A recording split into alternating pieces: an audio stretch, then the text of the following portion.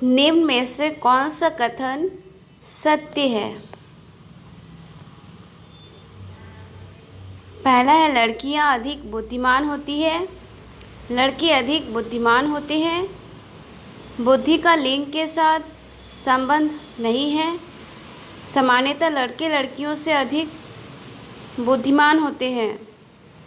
तो 3 नंबर सही है, बुद्धि का लिंग के साथ संबंध नहीं है। दूसरा है राष्ट्रीय पाठ्यचर्या की रूपरेखा 2005 एनसीएफ के आधारभूत सिद्धांतों में निम्न में से कौन सा भाग सम्मिलित नहीं है? रटने को महत्व प्रदान करना, अच्छी बाह्य परीक्षाओं का आयोजन करना, पुस्तकों से इतर ज्ञान प्राप्त करना, ज्ञान को वास्तविक जीवन से जोड़ना। तो कौन सा भाग सही नहीं है? 2 नंबर अच्छी बाह्य परीक्षाओं का आयोजन करना, ये 2005 एनसीएफ में नहीं कहा गया है। शिक्षा मनोविज्ञान की दृष्टि से निम्न में से कौन सा कथन सत्य है? विद्यालय में आने से पहले बच्चों को कोई पूर्ण ज्ञान नहीं होता। बच्चे अपने ज्ञान का स्वयं सृजन करते हैं। अधिगम प्रक्रिया में बच्चों को कष्ट होता है। बच्चे यथावत वही सीखते हैं जो उन्हें पढ़ाया जाता है। तो शिक्षा मनोविज्ञान की दृष्टि से बच्चे वही अपने ज्ञान का स्वयं ही सृजन करते हैं। शिक्षा मनोविज्ञान की दृष्टि से 2 नंबर सही है।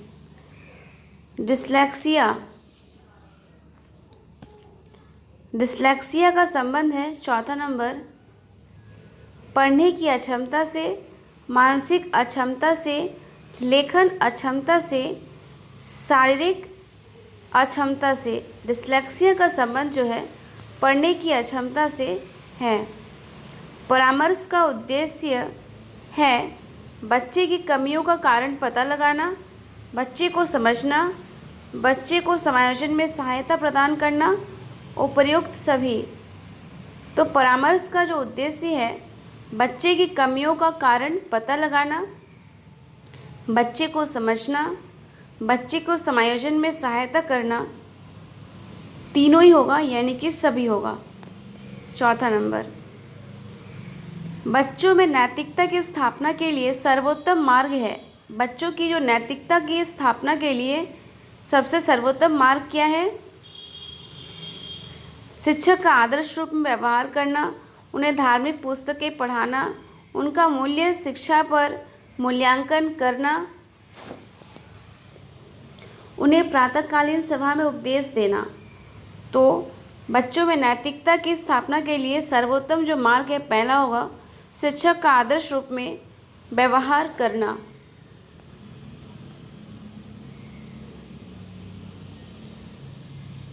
शिक्षक एवं शिक्षार्थी के मध्य संबंध होना चाहिए, विश्वास का, स्नेह का, सम्मान का, ये सभी। तो शिक्षक एवं विद्यार्थी के मध्य संबंध होना चाहिए, विश्वास का भी, स्नेह का भी, सम्मान का भी, यानी कि ये सभी। डाल्टन शिक्षण विधि का विकास किसने किया था? जो डाल्टन शिक्षण विधि था उसका विकास किसने किया था? फ्रॉबेल ने, मिस हेलेन पार्कहर्स्ट ने, डाल्टन ने, WH किलपैट्रिक ने। मिस हेलेन पार्कहर्स्ट ने इसका विकास किया था, डाल्टन शिक्षण विधि का। एक अच्छा अध्यापक विद्यार्थियों के मध्य बढ़ावा देता है सहयोग की भावना को, प्रतियोगिता की भावना को, प्रतिद्वंदिता की भावना को, तटस्थता की भावना को। तो एक अच्छा अध्यापक विद्यार्थियों के मध्य बढ़ावा देता है सहयोग की भावना को। आधुनिक शिक्षण अधिगम प्रक्रिया में शिक्षक की भूमिका है बच्चे को गणित विज्ञान और भाषा सिखाने की, सीखने हेतु एक अच्छे सुलभकर्ता की, बच्चे को मूल्य आधारित शिक्षा देने की, बच्चे को सभी कुछ पढ़ाने की, सीखने हेतु एक अच्छे सुलभकर्ता की। आधुनिक शिक्षण अधिगम में प्रक्रिया में शिक्षक की भूमिका ये है कि सीखने हेतु एक अच्छे सुलभकर्ता का व्यवस्था करना, ये शिक्षक का भूमिका है। एक अध्यापक की दृष्टि में कौन सा कथन सर्वोत्तम है? कुछ बच्चे सीख सकते हैं, प्रत्येक बच्चा सीख सकता है, अधिकतर बच्चे सीख सकते हैं, बहुत कम बच्चे सीख सकते हैं। तो 11 नंबर का होगा। 2 नंबर, प्रत्येक बच्चा ही सीख सकता है।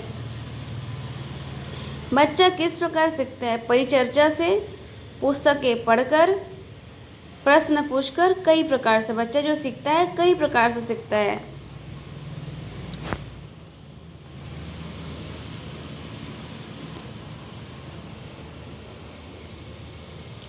सीखने की प्रक्रिया में विद्यार्थियों द्वारा की गई त्रुटियों के संबंध में आपकी दृष्टि में निम्न में से कौन सा कथन सर्वोत्तम है?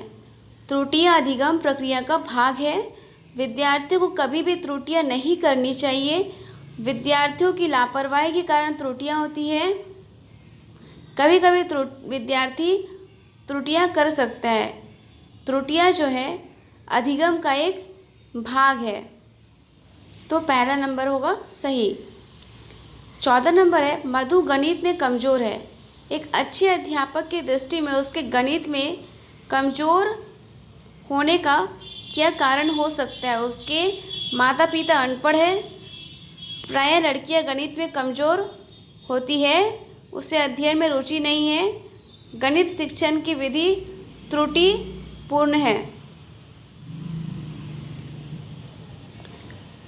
14 नंबर का होगा। 4 नंबर, गणित शिक्षण की जो विधि है, पढ़ाने की जो विधि है वो त्रुटिपूर्ण है, जिसके कारण वो कमज़ोर है। 15 नंबर है, निम्न में से सर्वोत्तम कथन कौन सा? एक अच्छा अध्यापक सदैव प्रदर्शन के माध्यम से सिखाता है, अध्यापन के लिए व्याख्यान विधि का प्रयोग करता है, विद्यार्थियों को सदैव सीखने के लिए प्रेरित करता है,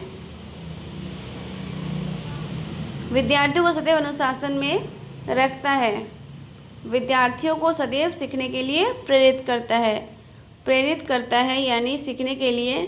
तो 15 नंबर का 3, विद्यार्थियों को सदैव सीखने के लिए प्रोत्साहित करता है यानी कि प्रेरित करता है।